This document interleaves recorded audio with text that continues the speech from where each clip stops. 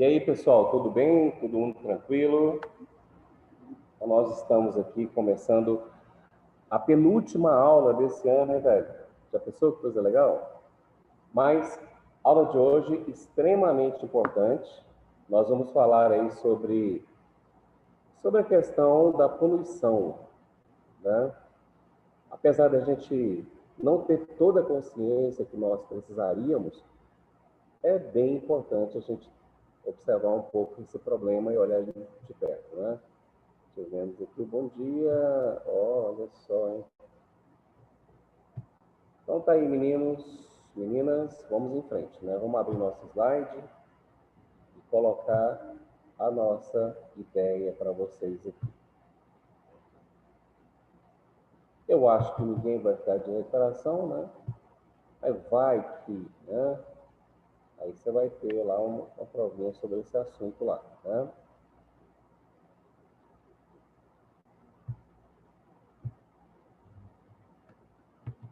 Bom, então nós temos aqui biologia, ecologia e o assunto dentro da ecologia, poluição. O professor é o Mário Gregório. Conceito de poluição. Toda vez que você vai... Deixa eu colocar isso aqui.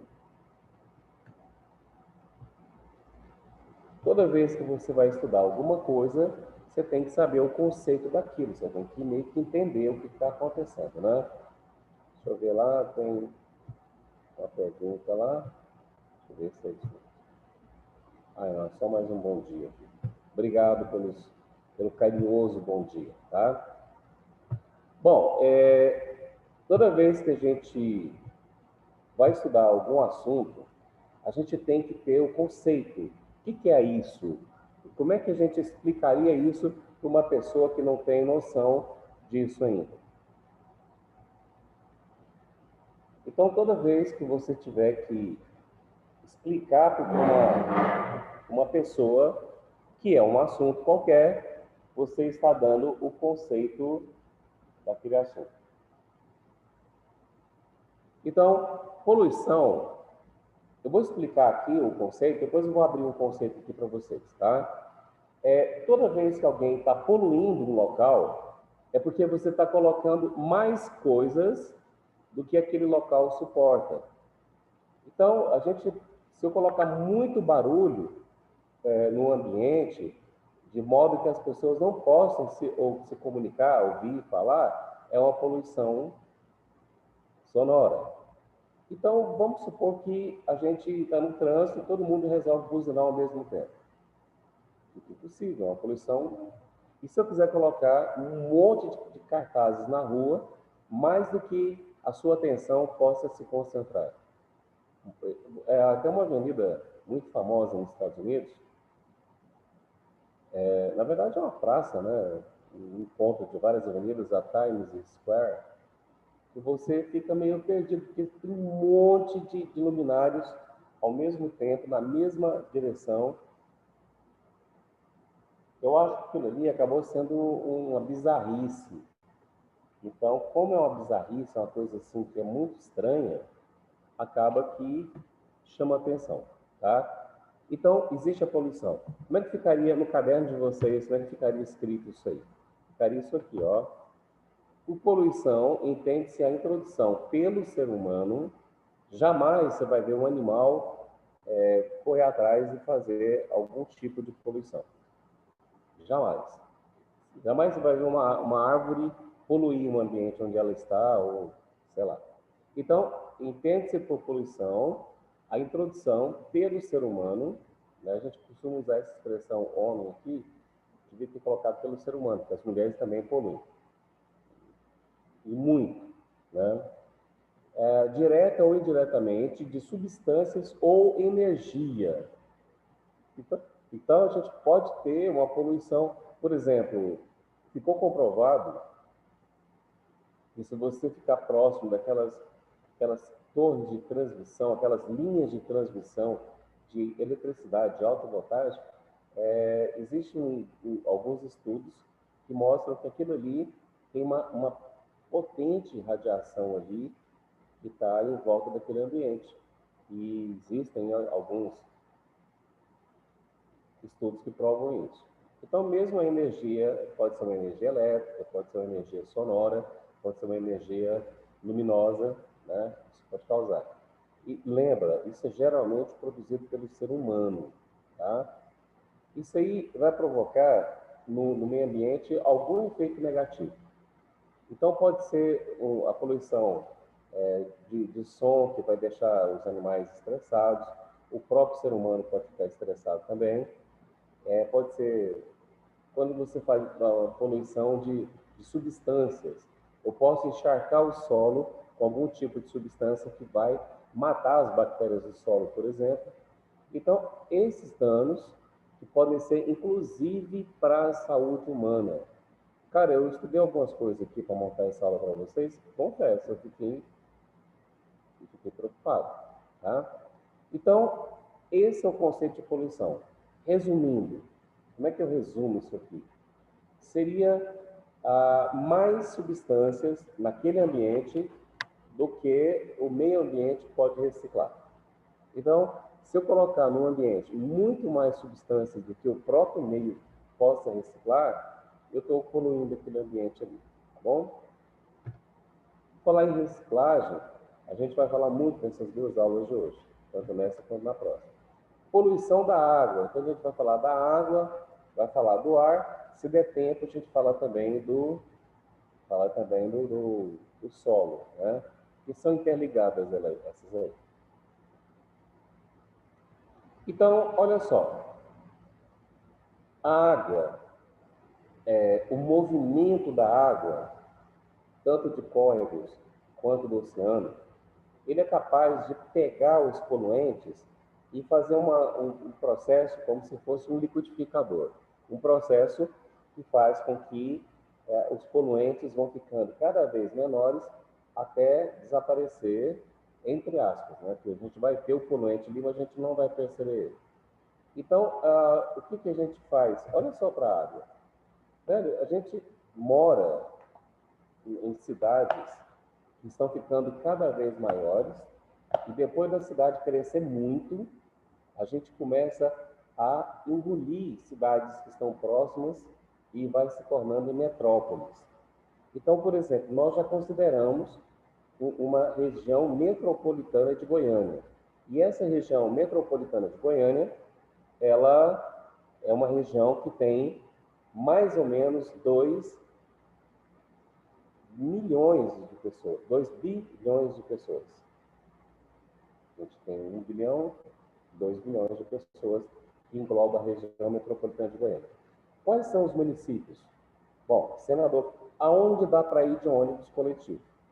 Então, aonde você pode chegar indo no transporte coletivo é considerado região metropolitana. Aí entra Inhumas, entra Goianira, Senador Canedo, Aragoiânia, Trindade, Aparecida de Goiânia. São várias cidades aqui, se não me engano, acho que são 14 cidades que são consideradas região metropolitana de Goiânia. E essa região metropolitana de Goiânia, ela é banhada por vários córregos e por vários rios, tá? E quase todos eles estão poluídos. A gente já comentou aqui em outra oportunidade, mas vou falar novamente. Eu posso dizer, eu não tenho os documentos, mas só de perceber, a gente tem uma lógica de que a cidade foi projetada para poluir os seus cursos d'água. Imagina, se você observar a posição dos shoppings de Goiânia, Goiânia Shopping, ele está em cima do córrego Vaca Brava. Quando você for de novo ao Goiânia Shopping, você vai perceber que ali, quando você está chegando no shopping, dá para ver um curso d'água passando atrás do shopping ali. O Passeio das Águas, olha o nome, o córrego ali atrás ali, e os condomínios fechados de Goiânia, a grande maioria deles, por que será que eles estão próximos desses cursos d'água? Para ficar mais bonito ali. Não, é porque eles jogam o esgoto cru dentro desses córregos. E o esgoto, mais água da chuva, que vai descer e chegar nesses córregos, vai levar essa sujeira que nós, infelizmente, depositamos aqui nas ruas da cidade. Cada vez que você casca cada vez que você casca uma balinha, um picolé, uma bolacha, e você pega isso e você joga no papel no chão, cada vez que você faz isso, você está contribuindo para essa porcaria que você está vendo na sua frente aí. Gente, não existe mágica. Se você jogar numa lixeira, você pode ser que você tenha aquele lixo levado para um local apropriado. Bom, a gente vai falar um pouco mais na sequência aqui. Olha para isso aqui. Nossa, velho. Esgoto sendo despejado diretamente numa praia, numa cidade nordestina. Cidade de Maceió. Cara, olha só, isso aqui não foi... Isso aqui é intencional.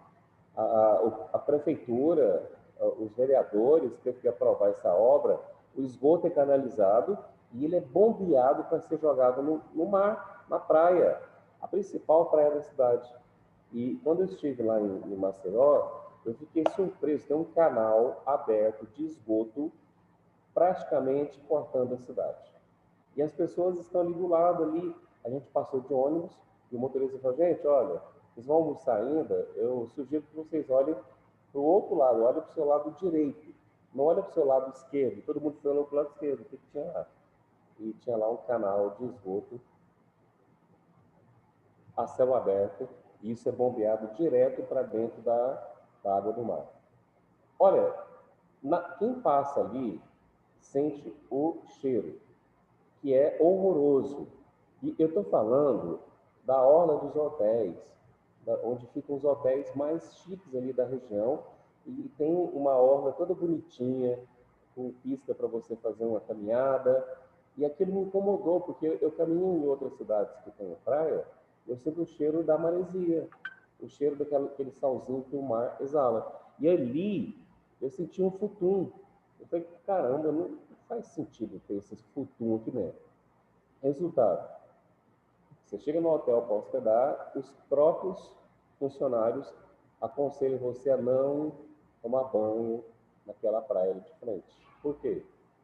Fala, não, aí é meio barulhento, meio desconfortável, a gente está vendendo umas excursões aqui, a levar não sei para onde aqui e tal, e eu só vim entender isso quando eu vi uma foto aérea de Maceió. Olha para essa foto.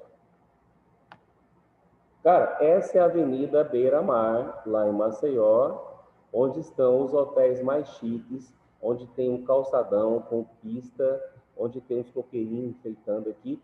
Olha a mancha de esgoto no final de tarde.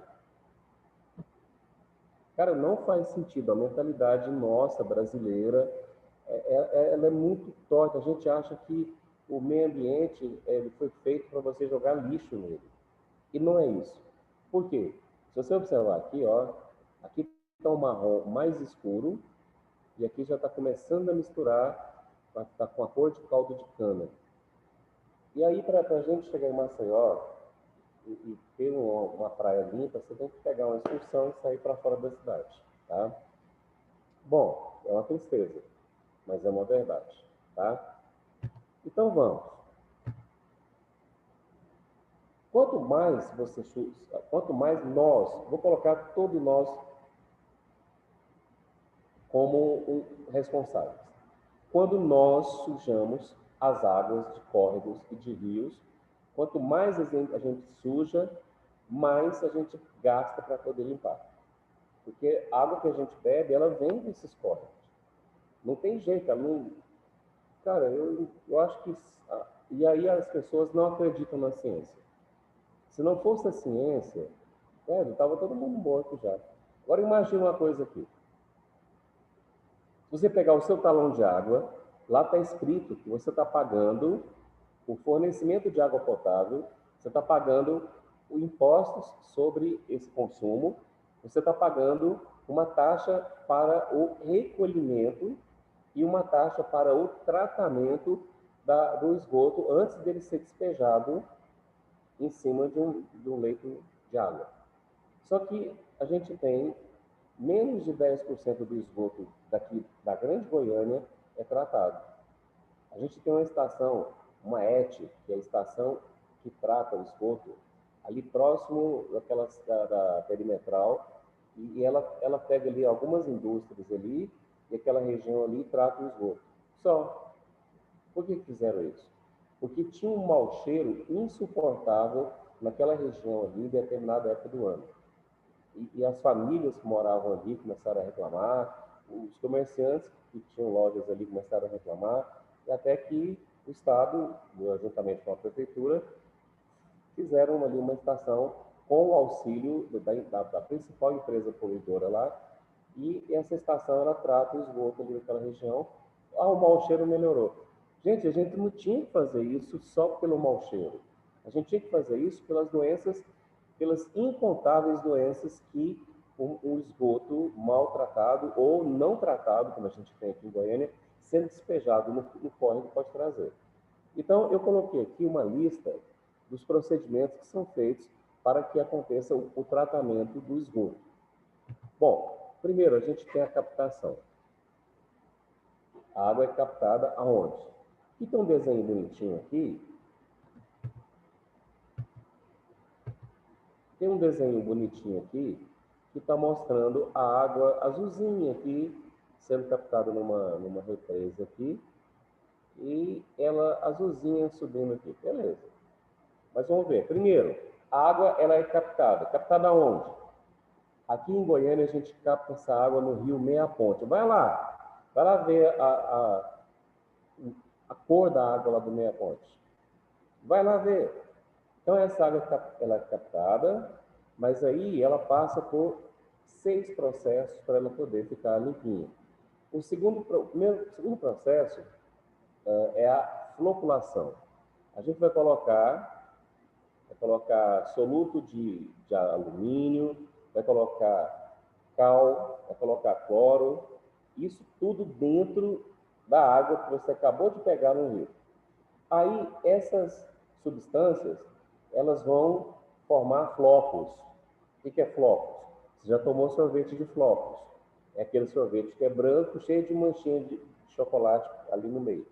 Então aí, pode ver no desenho aí, vai acontecer dessas substâncias, principalmente o alumínio e o cloro, né? Mas o alumínio, principalmente, ele vai puxar tudo quanto é sujeira para ficar em volta dele, e esse sulfato de alumínio vai grudando nessa sujeira, e algum tempo depois começa a terceira etapa, que se chama decantação.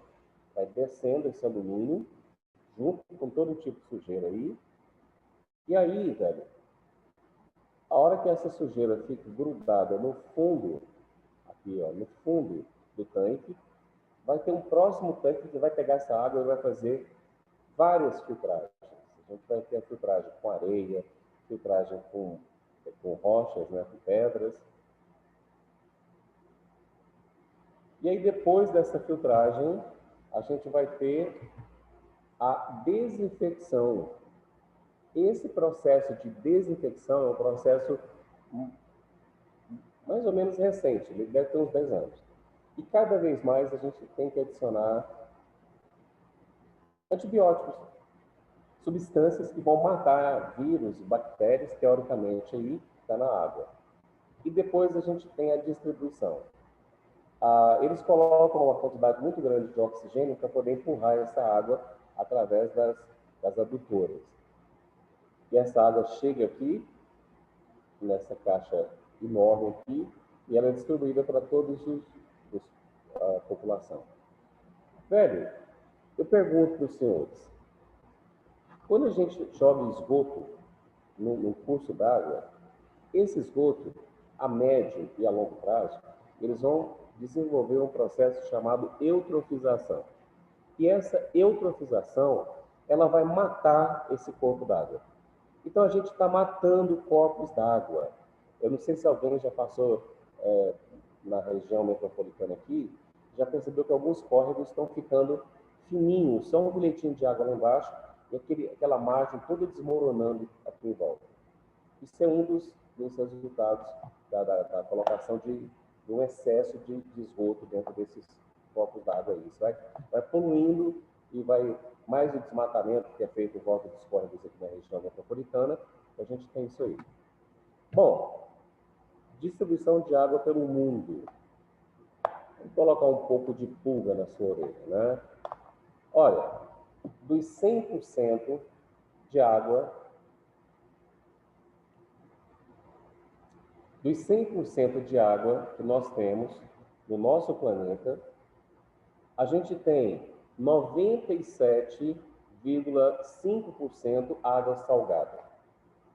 Serve para beber? Não. Não serve para beber.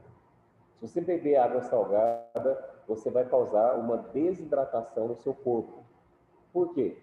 Porque tem uma parte da biologia que explica para você que a água ela vai do meio menos concentrado para o meio mais concentrado.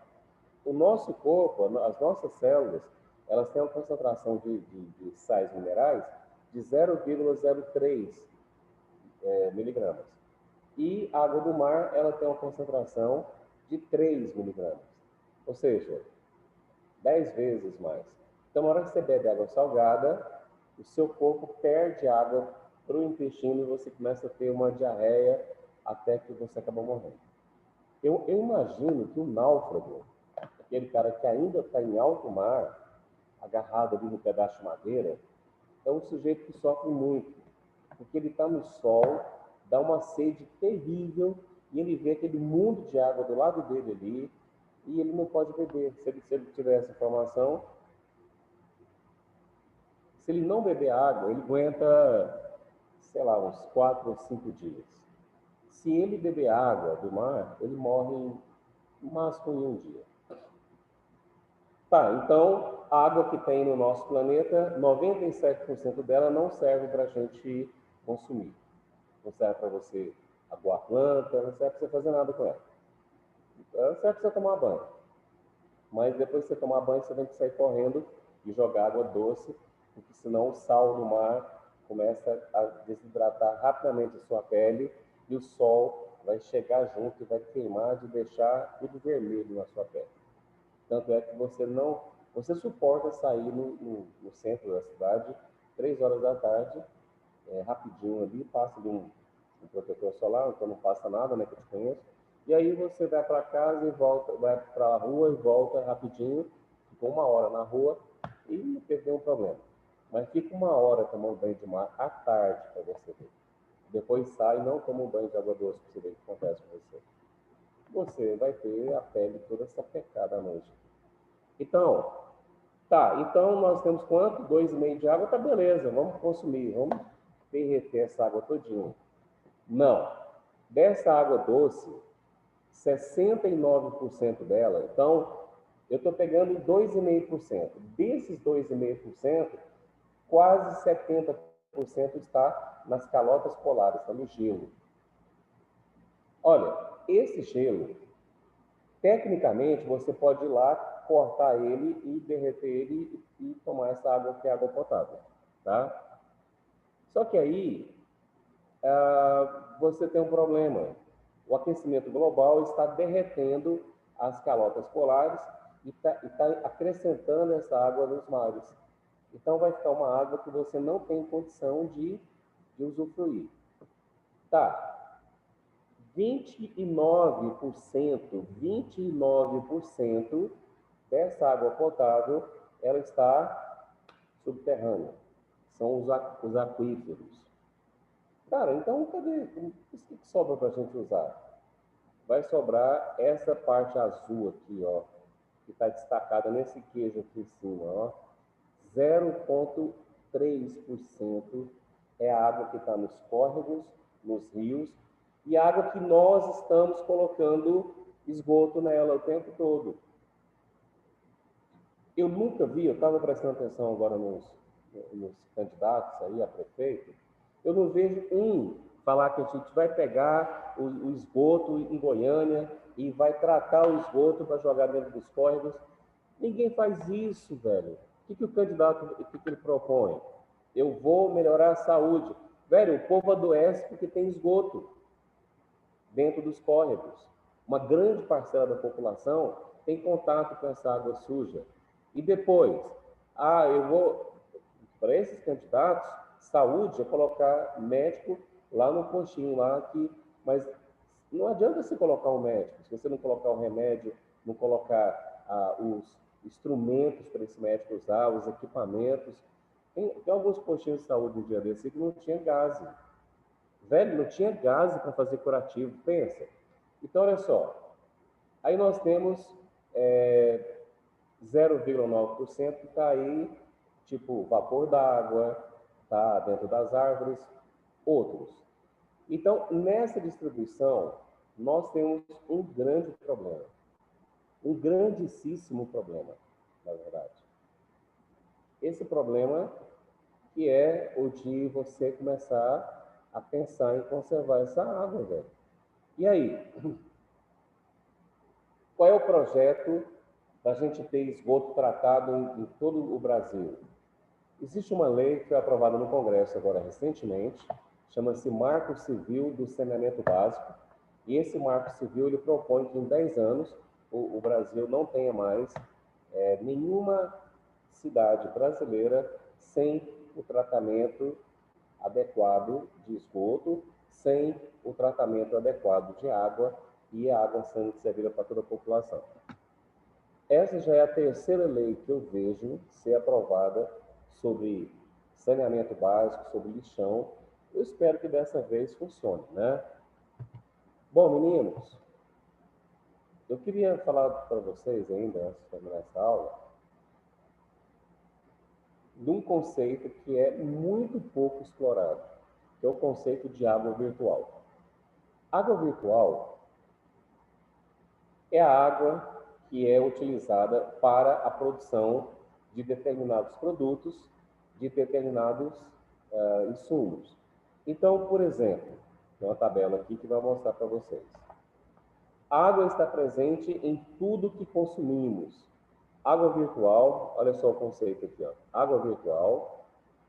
Vamos lá, nós temos uma pergunta ali. Vamos responder essa pergunta. Deixa eu ver aqui. Não, tá tudo certo. Era só um bom dia que ficou represado aqui. Então vamos lá, galera. Água virtual. Nós temos aqui 32 litros para você produzir um microchip. Agora pensa na quantidade de aparelhos eletrônicos que tem no mundo. Computadores, celulares, impressoras, e cada dia aparece um aparelho novo.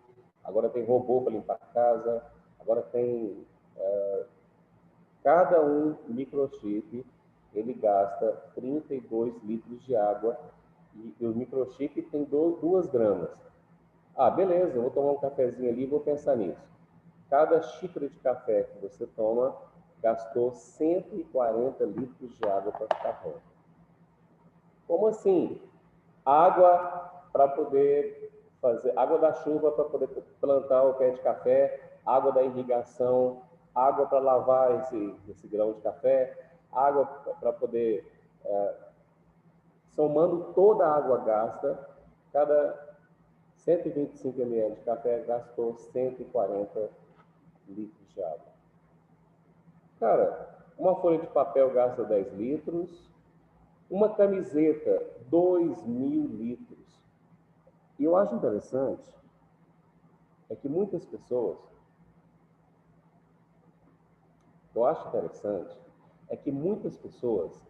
elas compram uma camisetinha ali na feirinha, usa 2, 3 vezes, a camiseta começa a ficar manchada aqui debaixo do braço, começa a ficar meio assim, a pessoa pega essa camiseta. Então, pior do que isso, a pessoa enjoa da estampa. Cara, faz sentido.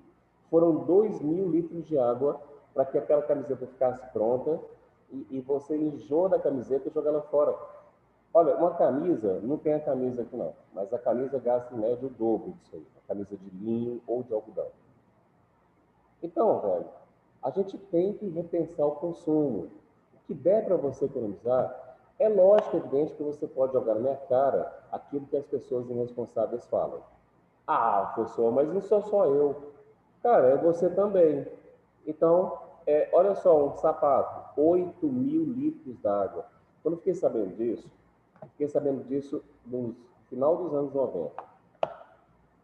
Cara, eu li para aquilo, foi um livro de biologia numa escola que eu já estava trabalhando. Eu gosto de ler aqueles textos que vêm assim, no final de cada capítulo ali e tal. A hora que eu vi isso, eu passei que antes eu comprava um sapato e ele saía de moda, ou ele começava a ficar torto, eu jogava fora, dava para alguém. A gente faz isso. Só que eu passei a usar minhas coisas até chegar no final. Eu tenho certeza que você se lembra dessa camisa aqui, eu dando aula com ela no começo do ano. Velho, eu tenho camisa minha de banda que nem existe mais. A banda já acabou, a camisa continua. Ó, Nirvana, demais. Led Zeppelin, Pink Floyd. Tem banda que não existe mais e eu ainda tenho a camisa, tá? E quando é que eu vou deixar de usar essa camisa? Quando ela rasgar. Quando ela rasgar e não tiver como fazer nada com ela, eu largo ela de mão. Não, observe isso aqui, velho. Para você produzir 150 gramas de carne bovina, você gasta 2.325 litros de água. Meu Deus do céu. Para você produzir carne suína, 720 litros, 150 gramas. Para você produzir um ovo, tudo bom, professor Ivan? Estou aqui dando aula para um monte de fantasminhas aqui e um monte de gente deitada nas camas aqui. Então, imagina, lembrando, estou falando para vocês aqui sobre a questão da água virtual. Você sabe o que é uma água virtual? Água virtual é a quantidade de água que é utilizada para que a gente possa produzir um produto. Por exemplo, para você produzir uma camiseta de algodão, 2.000 litros de água. Para você produzir 150 gramas de carne bovina, 2.325 litros de água. Cara, é um absurdo e a gente às vezes, ó, eu falei para ele sobre a questão do esgoto, Goiânia, que a gente tem só menos de 13% dele tratado antes de jogar nos corpos. Então, meninos, está aqui o professor Nidvan, que é uma pessoa extremamente consciente, e nós tínhamos que passar essa mensagem para você antes do final dessa temporada, desse ano letivo. Então, olha só, o próximo copo de leite que você for tomar, lembra que foram 200 litros de água para ser produzido aquilo ali. Então, qual que é a mensagem aqui? Essa água que foi gasta para produzir esse produto, não tem como a gente trazer essa água de volta. Não tem como. E a gente está no esquema de consumismo, e a gente vai consumindo, a gente não tem noção, acha que é infinito. Bom, eu tenho aqui algumas estatísticas para vocês. Como é que é consumida aquele 0,3% da água doce que a gente tem? Olha só, 70% na agricultura. E vou dizer mais, é desperdiçado pelo menos 20% dessa água aí. Como? Basta regular os bicos, porque o vegetal, ele não vai crescer mais rápido se ele for encharcado de água. Tem uma quantidade ideal de água que ele poderia receber e crescer do mesmo jeito. Então, a gente tem o desperdício, a gente tem o uso inadequado. A população humana fica com 8% uso doméstico. E esses 8%, tem gente que ainda lava calçada, tem gente que lava carro. Olha, você sabia, Edvan, que comprei um Jeep que vai fazer 4 anos. E eu nunca lavei no lava-jato. Eu lavo meu carro borrifando. Tem uma substância lá que minha filha trouxe dos Estados Unidos. Eu coloco mais ou menos 2 ml dessa substância e completo com água, um borrifador de mais ou menos meio litro. Eu borrifo e dá para fazer umas 2 lavagens no meu carro. E olha que meu carro é grande, é um Jeep. Velho, eu nunca levei no lava-jato. Você olha para o meu carro, você assusta. Ah, não, pessoal, dá muito trabalho, mas quanto de água seria economizada, por exemplo, se os lava-jatos não existissem? Ou se eles existissem e fosse diferente, fosse lavagem a seco? Cara, é um método que a maioria dos americanos utilizam. E eu, comentando com a minha filha, né, porque lá agora, na garagem do meu prédio, lá não tem uma uma torneirinha perto, ela estava reclamando para ela. Eu falei, não, vou te dar um negócio de presente, você vai gostar. E ela mandou para mim, cara, pensa na quantidade de água que eu já economizei. E não foi para mim, foi para o planeta. Essa que tem que ser a consciência. 22% da água é gasto pela indústria. Essas fontes são da FAO. A FAO é o organismo da ONU só para água e alimentos. Então a FAO fez esse cálculo mundial, essas médias, com consumos de vários países. Por falar em consumo, vamos falar primeiro em estoque. Dá uma olhadinha nesse slide. Nós temos 13,22% de toda a água doce do mundo. E olha o tanto que a gente trata mal o nosso meio ambiente. Gente, em Londres, um dos passeios turísticos melhores para você fazer é conhecer o subterrâneo de Londres.